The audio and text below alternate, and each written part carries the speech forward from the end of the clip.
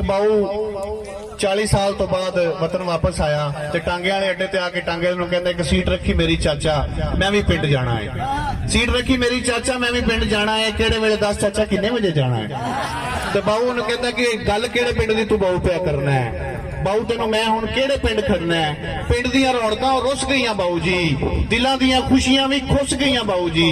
शामों पिछे घरों बाहर कोई नहीं जे दिसदा, हुण सक्का वीर नहीं जे वीर उत्ते विसदा। लस्सी लैण जांदे सां ते मक्खण नाल दिंदे सन, बोलदे सन हस के ते प्यार नाल बिंदे सन। बाऊ हुण चिड्डी भी नहीं कामां अगे पांदे हो, शामों पिछे खुली थावें मंजे भी नहीं डांदे हो। पिंड साडे बाऊ हुण मेला भी नहीं लगदा, जंज आउणी होवे कोई केला भी नहीं लगदा। जंज भाल लई उत्ते शादी हाल बन गया, सौड़े सौड़े अंदर उत्थे नाल नाल बन गया। ते चौधरी ने पिंड विचों बोड़ वड्ड छड़ी। चौधरी ने पिंड विचों बोड़ वड्ड छड़ी है, कई यारां बेलियां दी लोड़ वड्ड छड़ी है। यार जी ओह गन्नियां ते चीड़ लांदे हुंदे सां, यार जी गन्नियां ते चीड़ लांदे हुंदे सां। रोह वाली खीर सारे इकट्ठे खांदे हुंदे सां। गन्नियां दे चवां पासे तार ला दिंदे जे, जान किसे गभरू दी हर साल लैंदे जे।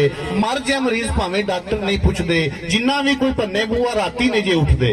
ते ढा के चुबारे लोकां मल छत लिया ने, इन्हां मल्लां पिछे साकां हत्थों गया ने। ते राहियां नूं ते डाकू हुण चिट्टे दिन लुटदे। बाऊ जी मसीतां विच बंब नित छुटदे ते चरखे दा पहिया बाल गलियां च रेड़दे। चरखे दा पहिया बाल गलियां च रेड़दे, सुक जे खूह लोकी हुण नहीं जे गेड़दे। चरखे दा पहिया बाल गलियां च रेड़दे, सुक गए जे खूह लोकी हुण नहीं जे गेड़दे। ते ना माइयां ठंड विच पिन्नियां बनांदियां, ना माइयां ठंड विच पिन्नियां बनांदियां, ना पा के वड़ियां ओ चौल जे पकांदियां। उच्चियां दे बाल सारे शहर पढ़ने पै गए, पिंड दे स्कूलां दी ते कम्मी शुदे रह गए। पिंड दे स्कूलां दी ते कम्मी शुदे रह गए। बाल गोली पिल्ला गुल्ली डंडा वेखो भुल गए, खल खान डंगर लोकी वंडा वेखो भुल गए। ते जट्टां हुण टोकियां ते ला लईयां मोटरां, साइकलां दी थां मल्ली आण के स्कूटरां।